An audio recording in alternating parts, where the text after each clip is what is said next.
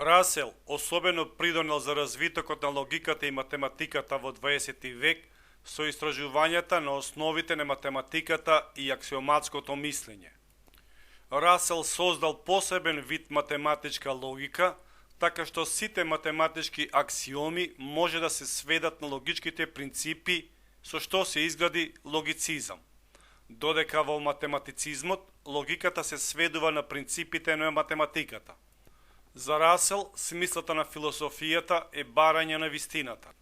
Вистината треба да биде научно втемелена, без предрасуди и нетрпеливости, екзактно поставена, без субјективизам. Целокупното знаење го дели на непосредно сознание, директно ментално представување на објектот, сознание со опис, дескрипција на низа детали на нештата што непосредно не ги познаваме. Раселовата теорија на вистината е кореспонденција, каде вистината е копија на реалноста. Таа е копија на самите предмети, а не на состојбата на предметите.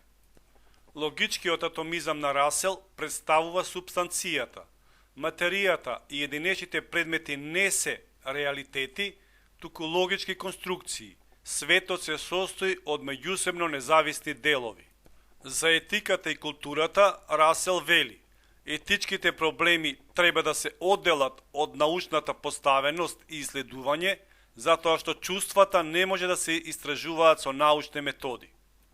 Раселовите позначени дела се: принципија математика, вовед во математичката философија, логичкиот атомизам, освојување на среќата, историја на западната философија, човечкото знаење.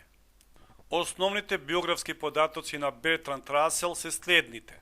Роден 1872 година, живеел до 1970.